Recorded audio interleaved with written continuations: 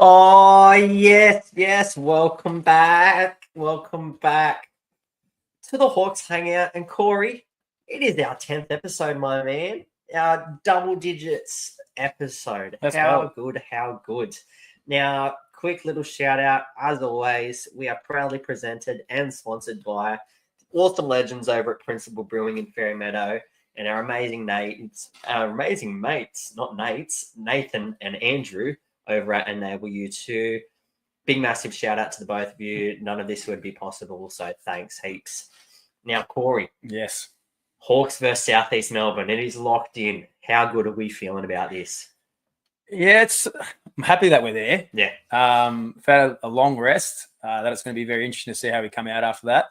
But I know a lot of Hawks fans that were like hoping to get South East Melbourne. I think you've got to sometimes be careful what you wish for. Obviously, wanted to avoid Adelaide. But don't forget, SEM have beaten us twice this year as well. So we've got to be ready to go. Can't be complacent. So I have to say this to you, though, mate. Like I was on the Beyond the Buzzer the other week, and I predicted all three of these playing games, mate. I got all of them right. I think Joshy might have only got one of three. So it might be time for me to take over the Beyond the Buzzer, mate. Joshy might lose his spot. So, and, mate, I very rarely get those tips right. So 3 for 3. Let's hopefully it can continue. So let's look into our preview of this big series, semi-final series against the South East Melbourne Phoenix. There's best of three. First game at the WEC on Friday, the 28th of Feb. Is that right? Sure is. Yeah. I'm not there, unfortunately. Oh, no. One of those things. No. Double booked myself. Double booked yourself. I'm going to have to be twice. Going to have to be twice as loud. Absolutely. So big game at the WEC. We're going to have a look at how we've gone against South East Melbourne this season. So the first time we ran into South East Melbourne, we played them at their home court, and the Hawks got a nice little win, 88-82. Trey Kell was injured in this game, so it was great to get a win without him. That was pretty big. And our starters dominated. We had some big numbers from our starters. Our bench wasn't as big as contributions as they normally give. Harvey had 22. Days had 16. Wani had a great game with 13. Hickey, as a starter in this game, had a nice game of 8, 6, and 6. He loves filling up that stat sheet.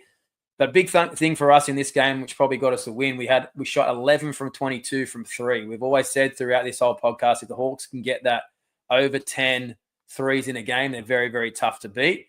But we did go down bench points in this game. It was probably one of our lowest bench performances for this season. SEM won that 26-18. And they won the rebound count, 43-33, but we still came away with a victory. So pretty interesting game, but I'm going to get you to talk about the next time we ran into South East Melbourne, mate. It was 103-100 at JCA itself. Now, the Hawks were up 10 at the end of the first, but they still managed to lose that double-digit lead and go down from there. Now, they were 12 from 27 from the three-point line, so still above that 10-point margin that we like to talk about. They won 49-39 on the rebounds, and then our bench lost 50-45. So not the best outcome that we could have hoped for in that game, but to only go down 3 points, it was different compared to, say, something like an Adelaide, who have handed us the biggest loss and swept us this season as well. Big players for that game. Foxwell had a huge 22 points. Breakout game. Hunter had 23 points as well. Harvey had 19 and 5, and then Days had 18 and 9 as well. So they both had great games in that one as well. And then obviously, Corey, our third game in the season this year against them was obviously our devastating loss on New Year's. Now, the boys had gone on a really good stretch there in a few games, and it was one of those games where we looked forward to it, but it was one that we kept a close eye on. The fact we knew. We felt something was going to come in this game. The Hawks were on a nice roll, and we felt like, we could sense that they were due for a bit of a loss in this game. And, the South East Melbourne were the party poopers on this occasion on New Year's Eve. Sobey, after we called him a flog, came out and had a huge – well, I didn't. I'll say that. I didn't say it, Sobes. It was this guy. Came out and had a big game. He had 25. And Walton Jr. had his biggest game of the season. He was back to his best mid-range, dishing out assists. He had 17 points and 11 assists.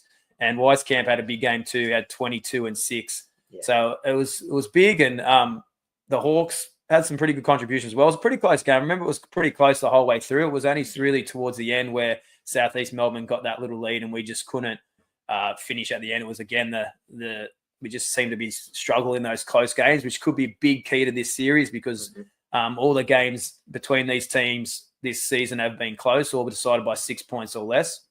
Yep. So that's pretty huge. Harvey had 20, Froling 18 and 10. All right, Hickey again filled the stat sheet up with 18, 6 and 4. And your man, Days of Thunder, 13 and 7. Oh. So the rebound count, again, we won 49-40. So it seems a weird stat here that every team who's won the rebound count has lost the game, and they've won pretty comprehensively each time. So it's been like at least 10 twice and 9 in this game. They've won, and the teams who've won the rebound count have lost the game. It's very weird stat. That doesn't tend to happen in a game of basketball. When you're getting 10 more opportunities to score, it doesn't make much sense. The bench, we won that again, 46-37. So it was only really that first game there was like a low scoring. The rest has been pretty big. But the big stat that probably cost us this game, and I remember talking about it, we only went 4 of 21 from 3, and it's only lose by 5. I think that was probably the key stat. It's interesting that you say that though, Corey, because 4 from 21 for 3, that's just 12 points based alone on threes. Now you take that 12 points off the boys in total, that still leaves them with 93 points on the board without shooting threes at all. It's crazy. Now, they've had quite some time off. They're back with Kell in the mix. They'll hopefully be back with Days in the mix as well. They've got 2 home games because we've got home court advantage. And then if we win and we go on to the coveted grand final, best of 5, that's then 3 home games where they're playing for. Okay. So for the Hawks to go into this playoff series, their 3-point shooting, I feel like it's going to be one of those things where you even saw it last night in the South East Melbourne game. If they're on, they're on. They could not hit the side of a barn door the other night. And then all of a sudden they caught a little bit of fire towards the end there, purely for the fact that Adelaide's defense just imploded and the team imploded on themselves. That was the only reason why Adelaide lost that game for me the other night. But for South East Melbourne to shoot the way that they were shooting, I feel like the Hawks will come out and they'll bounce straight back from that 4 and 21 from shooting. There'll be no way that I can see the Hawks going under 5. I hope so. Well, South East Melbourne, I did predict this. Like on our chat, people were like, "Oh, it's over. Hawks, you've got Adelaide at halftime. They're up by 19." And I said, I know you're going to think I'm crazy, but this game's not over. South East Melbourne have a habit of having a big half and maybe not so good half. And they did it against Perth as well, but they happened to have their big half in the first half. And I think they racked up like 67 points. And in the second half, they only had around 30 something. So, and they did it again, but this time their first half was poor. I think they only had 26, their worst half of the season, then came out and had close to 60, 59 in the second half. So that's what they're capable of. They can catch fire at any time. They're a deep team, probably next to us, the second deepest team in the competition. They do get contributions from lots of players.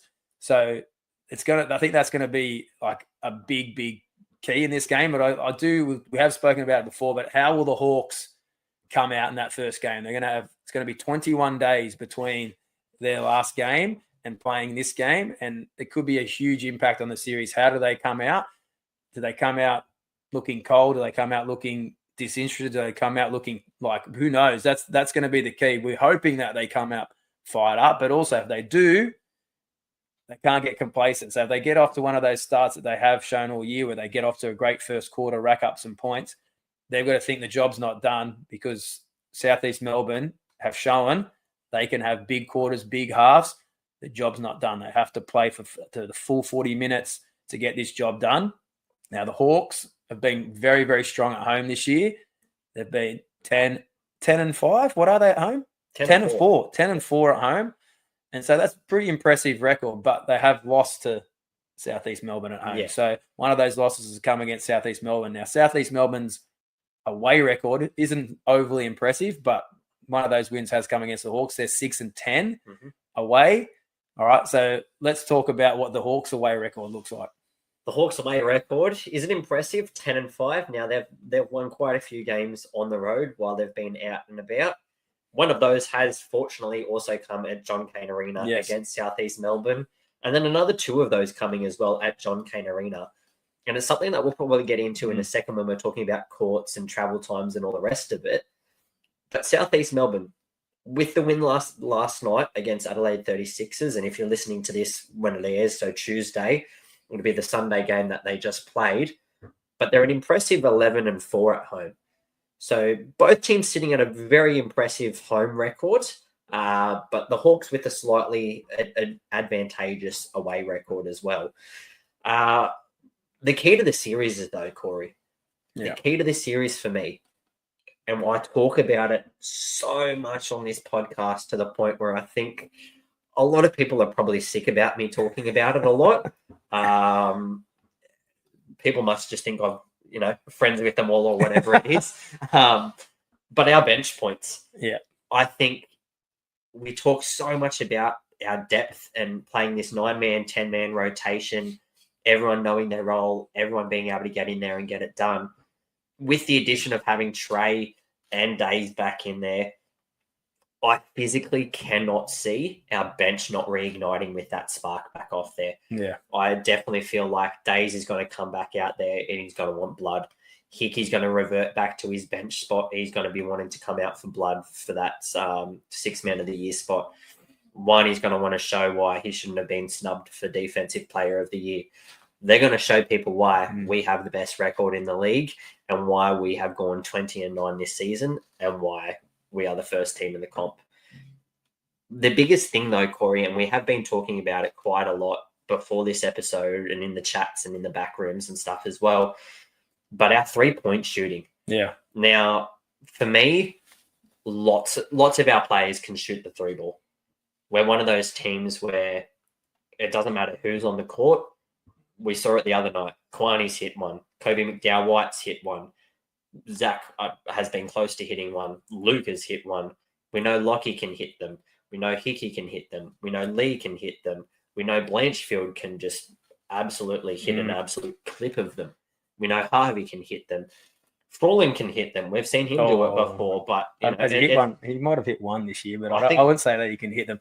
But I just think that I agree with you. 3-point shooting, bench points is going to be big because South East Melbourne are also deep, so they do have plenty of options. Especially their guard rotation is very, very strong. They can throw a lot of the Hawks at the Hawks guards. That could be a big part of this series. Who wins that guard battle could be big reason or contribution to who takes the series out. And South East Melbourne have racked up some bench points against us. 50 in one game that's a big bunch of bench points. So they do have some guys who come off the bench who can score. But they've got some guys who are a bit like us as well, who can have breakout games and then the next game not score anything. So they've got some guys like Ben Eyre, who had a big game in this last playing game, was probably one of the keys to their victory. Yeah. I'll sort of compare him a little bit to H.J. Lee, Squid Game 3. He can be unbelievable too, win you a game, but then have a game where you go, didn't really have a big contribution. So those sorts of players could be really key to this series. Who's going to come through? But, mate, you talk about your bench points, 3-point shooting. Yeah, I think both teams are going to even each other out. They've got lots of threats from the 3-point line. That could go either way. But we've talked about it all year. The Hawks' ability or inability to win close games, and then that paired with a poor free throw shooting night could be a big key to this series and some of these games. You look at the 3 games we played, one was decided by 6, one was decided by 3, the other was decided by 5. If you have a poor night at the line and shoot around that 50% mark, that could be the difference in the game. So looking at the 3 games they've played, you've got to expect that the games are going to be close. That's a little bit concerning because we haven't been great in close games. So let's hope we can get those free throw shooting right. But another big key to this game, and potentially the biggest key to the game, is how well are Kell and Days going to come back after injury. Haven't played for a while, Days especially, but Trey hasn't played for a long time as well. And will Walton Jr. play? This is what we're not too sure about. We're pretty confident Kell and Days should be involved in the series, but how well are they going to come back? It's not easy as a basketball player being out for so long, then having a break. This break's potentially going to help them get their bodies right, but not having to play for so long is huge because basketball is it's a feel game. It's feeling good about yourself. When you're playing well, you want to just keep playing. You don't want to lose that touch. You don't want to lose that feel. And that's going to be huge. How well these two guys come in, can they slip straight back into it and help the Hawks get a couple of victories to win this series? And I think that's a great point, Corey. But the thing that you've also got to look at now, obviously it's nice and easy for you and I being nice and close to the gym, to the stadium, to all the rest of it.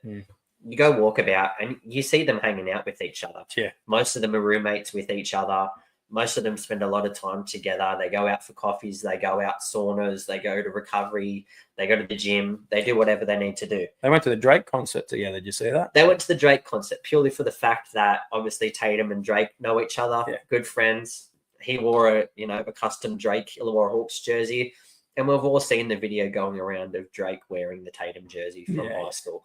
So, before that, they were out on a yacht having some nice time together, bonding time, close bonding time, going to a concert together.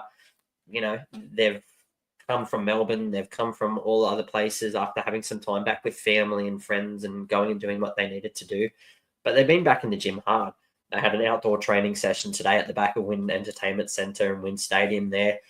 They had the rowing machines and they were going hard. And now it was a pretty hot day down here in the Gong today. So, for them to be outside sweating and going at it, everyone was in there. Everyone was in there. They were getting it done.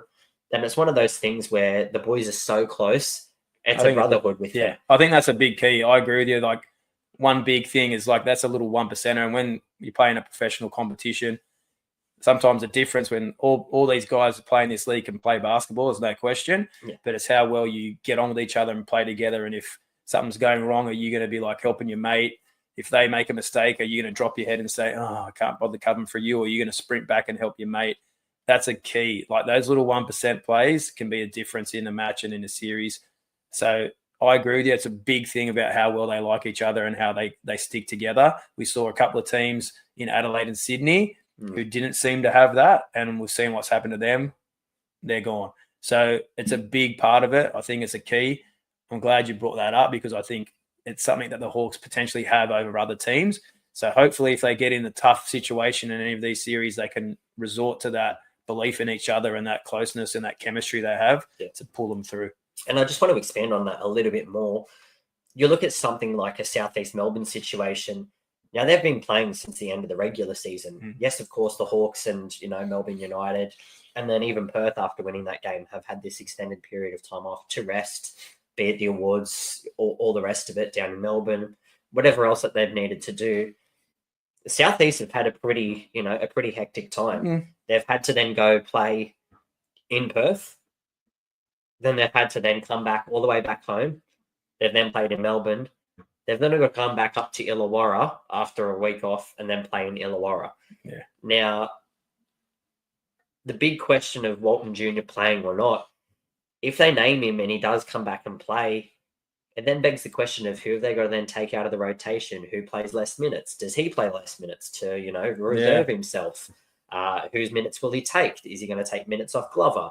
Is he going to take minutes off Air? Is he going to take minutes off Foxwell? Like, it's one of those things where the team have done so well without him.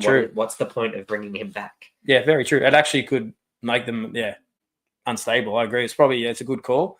That could be very interesting to see what they do with that because they have been playing some great basketball and it's allowed some other players to expand their game and they've probably looked good. But Walton Jr. has won NBL championships. Yeah. He's got that experience. So I'm sure if he's fit, he probably will play, but it will be interesting to see how they fit him into the rotation.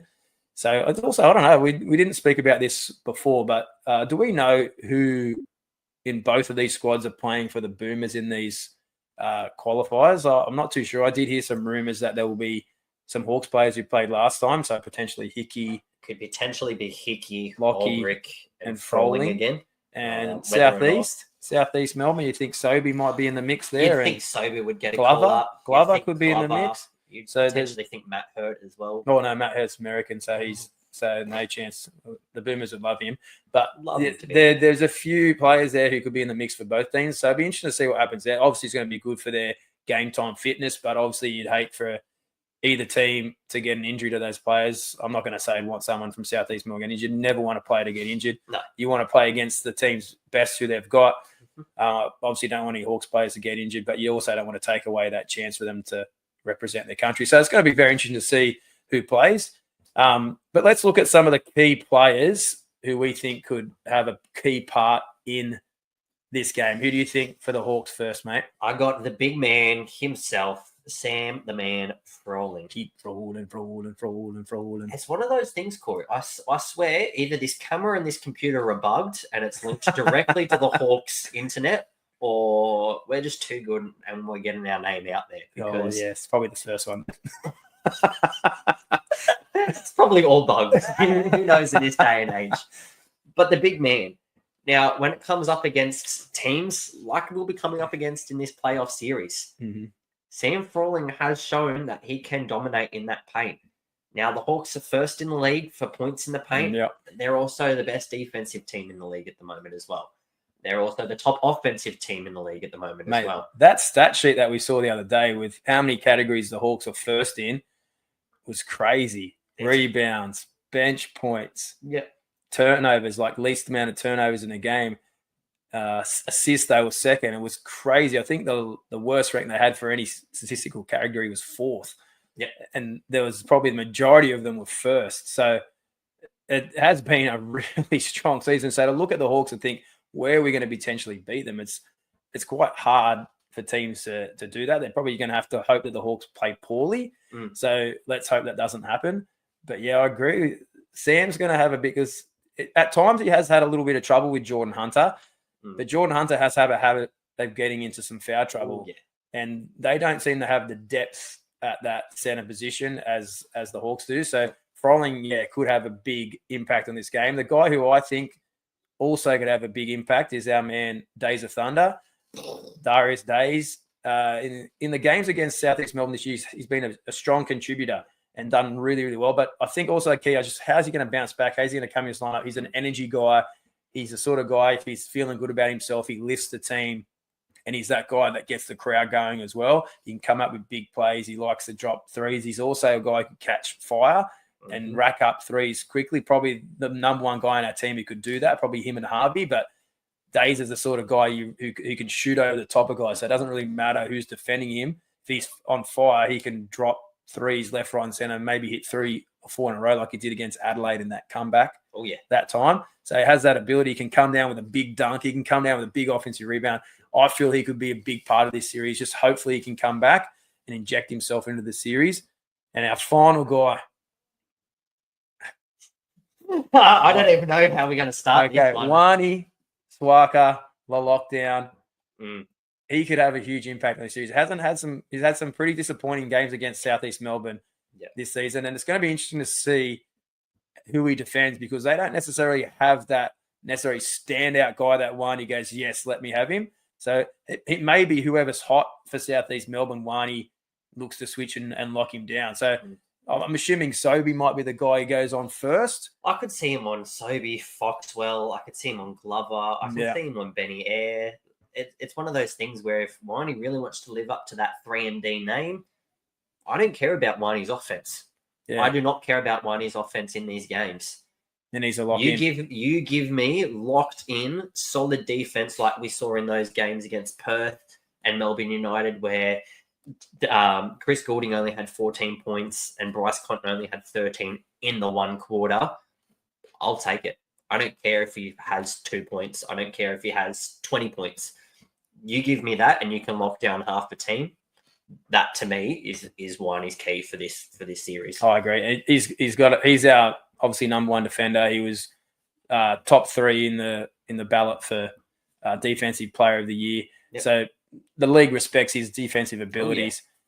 It'd be nice if he can hit a couple of threes. That'll be a bonus because he has that ability. That would be nice because that could be a little difference maker for us. But I do think he's a key to the series basically defensively. I think he's going to have to defend multiple players. Sometimes that can be challenging because they offer different things that you have to try and defend. He's very good at locking in on a particular player. But then when you have to switch that around a little bit, sometimes it can be a little bit challenging. But let's look at who we think are the keys for our opposition, the South East Melbourne Phoenix. Who do you think, mate? Who's your first one? I'm going with the big Hurt and Bert, Matty Hurt. Now, he was in MVP conversations for a reason, and he showed that he showed that in the Adelaide game. He was absolutely woeful to start off with, and he came out from that half time and was absolutely electrifying when he came out. And he showed us why he deserved to be in those conversations. Yeah. Now, for me, he's had some fairly good games against Illawarra, but they haven't been the games that have given him that MVP status and that, that caliber of playing. For me, I feel like he's due at least one game against the Hawks, whether it's his first game, whether it's the game at home, and I'm not going to say that we're going down to a third game, but worst comes to worst, if it comes down to that third game on the 5th of March at home, potentially it could be the deciding factor in that last game. But for me, I feel like he might just have that first game as a big standout game and be the reason why the game is close. Yeah. Hurt's a big danger, man. Like, I think he needs to sort out that t-shirt tan though.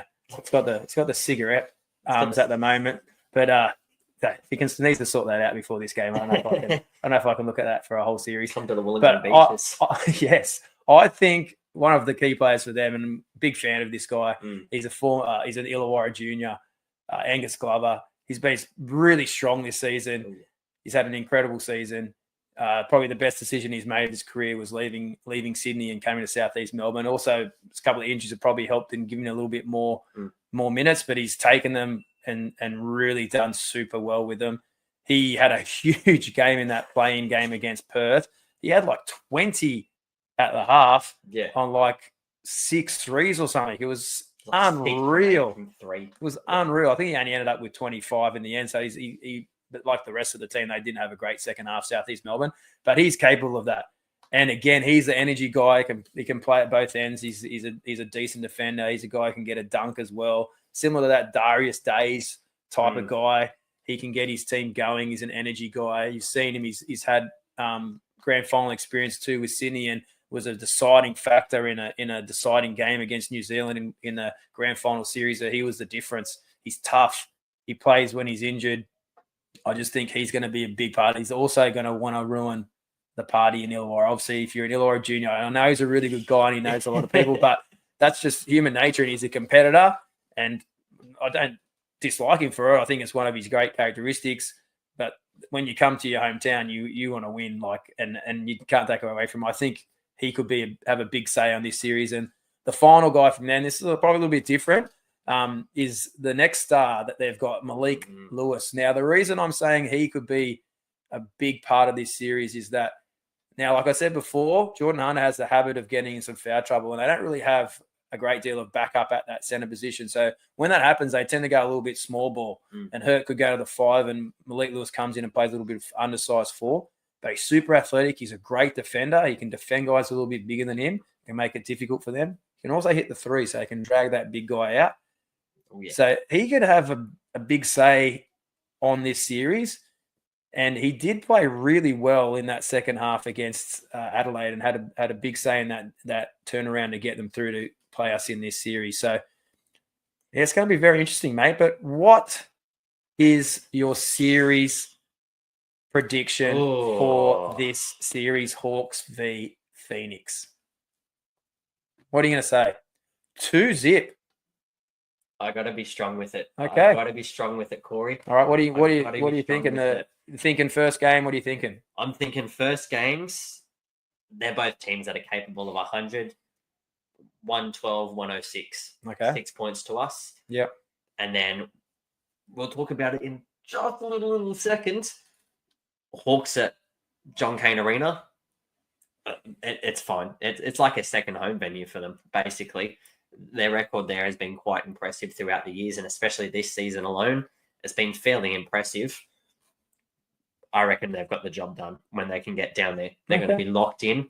They want it, and they want it bad, and they want that home court advantage when it comes down there.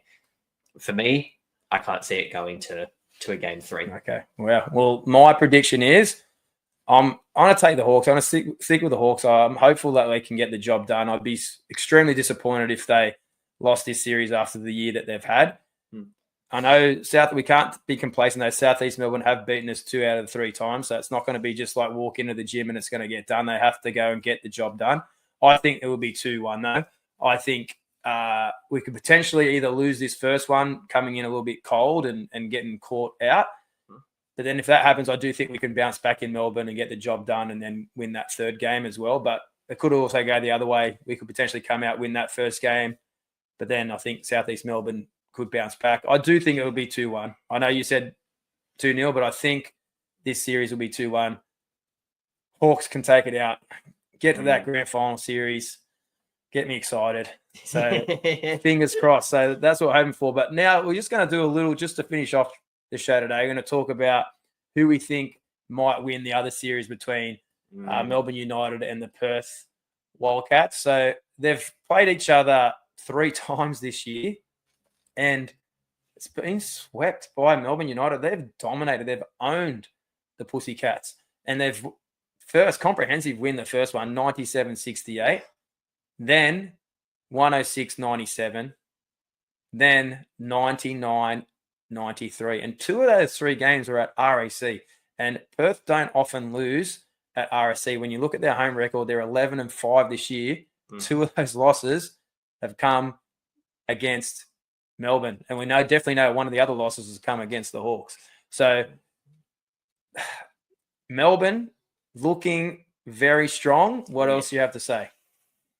Melbourne at home are a decent 9-6. They're very much like the Hawks. They're a very decent 9-6 at home. We've just spoken about it after that win that they had against South East Melbourne. Perth are impressive 11-5 at home. Yeah.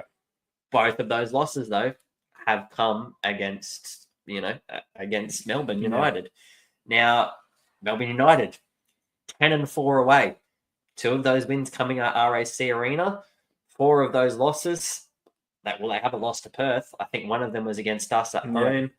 And I can't remember who else they've lost against. I think they tend to lose against the lower place teams, a bit like Hawks away from. I think they had a loss to Cairns at home this season. So Melbourne, they're a little bit similar to Hawks in that way. And then you look at Perth, they're 8-6 away. So it's still pretty impressive. But for the top teams, when you look at the other top teams, that's probably the worst away record out of the 4 remaining teams. Now, key players in the series, I'll talk about the Melbourne guys. You can talk about the Perth guys. So, really? Well, we can switch it around. Do you want to talk Melbourne?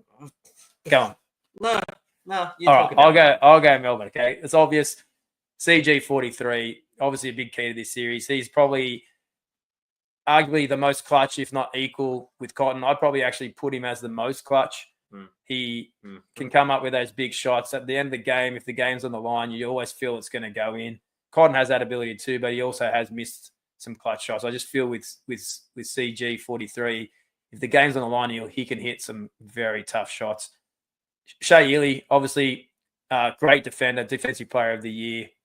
It's hard. You can't take it away from him. He's a spectacular defender, but he also underrated offensively. He does have an ability to get to the bucket for his size and just seems to get easy layups. And you think, is it poor? It can't just be poor defense every time. He must have like some ability to do it. So it just seems to do it a lot. He gets a lot of points just getting to the bucket, finishing, and it seems really easy. Another guy, probably one of the biggest to the series, is White. Jack White, the heart and soul of this team, plays at both ends of the court, has the ability to score, but defends really well. Delhi, again, I don't know with Delhi. I don't know if he's going to have a huge impact on the scoring wise of it, but again, he's a great leader. He knows how to win basketball games.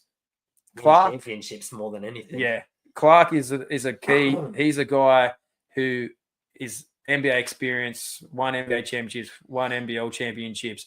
He's won wherever he goes. Yeah, I wouldn't have said he's had a huge season this season, but it worries me that he could have a huge game at any time and break out and go crazy. And then they've got their big man, Marcus Lee and Rob Lowe. I would say, without like disrespecting them, probably they're not up to the standard of some of the other bigs in the league that are left there, especially scoring-wise. Rob Lowe can stretch and hit that three, and Marcus Lee's known for his rim protection and finishing with dunks and stuff. But I don't think they're going to be a big contribution in scoring-wise. So their interior scoring might be lacking a little bit. But they're the keys to Melbourne. It's pretty impressive lineup. Perth Talk me through it. If it wasn't for the fact that Josh is watching this and he is our boss, and most importantly, our friend above anything, I cannot say anything legally bad about the Perth Wildcats. So for me, in this series, for the Pussycats, you got to go with the MVP. The dude's won it 6 times. It's just a natural. BC, he's going to have an absolute blinder this series, no matter what. He's going to be firing. He's going to be ready to go. And for me, I feel like he wants to go out with a bang. There's a lot of talk about him joining Trevor Gleeson overseas next year and next season. So there's a lot on the line if that actually comes to fruition. Now, they've obviously got Christian Doolittle in there, and he's been an amazing player this season. They've also got Keanu Pinder, who's been on an absolute blinder lately. Game he had the other day. Game. Wow. Absolute blinder. Incredible. Barely missed a shot. Nah. I think he missed one from the field and one free throw. It was an incredible performance. If he brings that at any time, they can beat anyone in the league. Oh, yeah. He's a dip, but it'd be unlikely he can produce a performance like that again. That was like a once in a season type of performance. Yeah. Who else? We've then got Benny 10. We've got Big Ben Henschel. That kid's got the ability to pull up from absolutely anywhere on the floor and just shoot it and have the most confidence in the league at the moment. Then we've got the triple W. We've got Webster, Wagstaff, and Lindler. Now, those 3 boys combined, we talk about this triple-headed monster of, the Illawarra Hawks and the triple-headed monster of Melbourne United. For me, that's their engine. For Webster, Wagstaff, and Lindler, if they're on, their defense is on, their rim protection is on, their shots are on, they're doing what they need to do offensively and assist-wise to get open to those boys that we mentioned, Cotton, Doolittle, Pinder, and Henschel. That's the defining factor for that game. And they're the energy guys too. Like Webster, he comes on, he's got that smile on his face. Whenever he does anything good, he gets hyped up and he gets the crowd involved. Wagstaff's that veteran guy. He's tough. He's going to set screens. He's not scared of anyone. Can still knock down that open 3. And Windler's been a bit of an X factor for them. He doesn't always have a big game, but when he does, it can be the difference in them winning and losing. So I agree. But who do you think wins this series? I'll go first. I was going to say, I'm going to throw it over to you because I've got quite a little bit of steel to get through. Okay, so I originally was going to say Perth, and I've changed my mind looking at the stats. Melbourne, I think, win this series, but I do think it'll be 2-1. Perth are too good to lose 2-0. The difference, I think, could come down to coaching. I know a lot of people have bagged Riley's coaching and probably a little bit on the defensive end and maybe overplaying certain players at time and not rotating through his lineup. Vickerman, Melbourne, are going to defend incredibly. They've got players who can really look down at lockdown. Bryce Cotton, obviously the defensive player of the year, Shea Ely, but they've also got Delhi. They've got other guys who they can throw at him. Oh, yeah. And it's going to make it really tough for him. And Melbourne do have threats offensively as well. Obviously, CG43, Clark can go off as well. So, yeah, I was very close to saying Perth, but I'm going to go Melbourne 2-1. And if it's Melbourne who we play in the final, it's going to be way because can I see Melbourne losing back-to-back grand finals after losing last year? That would be scary. But I'm also very scared of Perth because there's so many demons with Perth in the history of the Hawks of this. Them the team knocking us out of a semi-final or beating us in grand finals. So it's who knows, mate? So who's your prediction, bud? Well, you've taken half my spiel away from me. As a stats guy, I was going to get into all of that, knowing that Perth have beaten us in a grand final before. They've kicked us out of a semi-final series. They've swept us in multiple seasons. My biggest thing is the Hawks have played some great games up against Perth this year. But if you're looking from an NBL perspective point of view, which teams have been the best teams in the comp, all of these things, I really think it's going to come down to Illawarra and it's going to come down to Melbourne.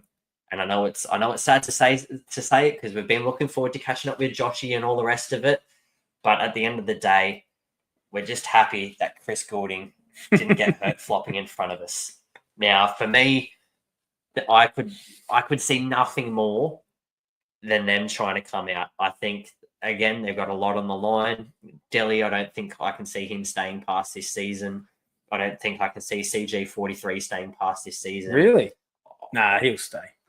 I don't think a lot of these players have a lot left in them. Yes, they'll stay. Oh, They're still good. He's had probably the best season he's ever had. CG43. There's no way CG43 is leaving.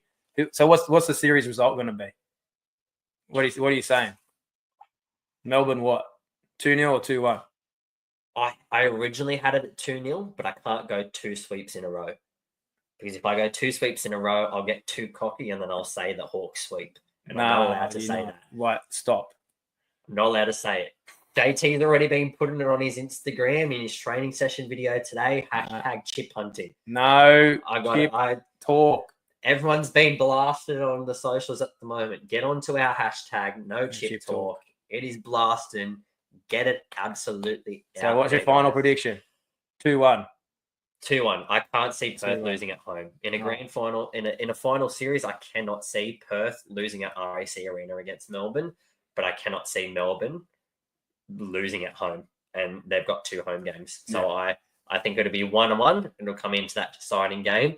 And I just think Melbourne have the weapons offensively and defensively to get it done at home. I agree. So, but mate, I think that's us done. So Dunsky. I think both series are going to be spectacular series. NBL's been amazing. I think it's going to continue in these semi-final series. Mm-hmm. So really looking forward to the games. Disappointed you're not going to be there for the first one, mate. But let's hope that we get to see you at another one and the Hawks don't get knocked out. But we'll wait and do our next episode once this series finishes. Hopefully it's seeing the Hawks in the grand final. If it's not, we'll be drowning our sorrows and talking about what's been a pretty incredible season. So, what's your signing off, mate? Just keep doing what you're doing, Hawks fans. We've come so far. Do not let up now. The Instagram page is going off. Keep tagging us. Keep liking our things. Keep sharing it all around at the Hawks Hangout. Also, don't forget our little giveaway. Don't forget the giveaway. It's been popping off lately, but if you want a chance to win. Score predictions in. Make sure you do all those things about liking the Basketball Fix, liking the Hawks Hangout, enable you to Principal Brewing, like all those things. Comment with what score you think will be in that first finals game at the WEC with your potential to win a nice little Principal Brewing pack. So good luck, guys, and we'll see you next time. Go the Hawks. Hawks fly.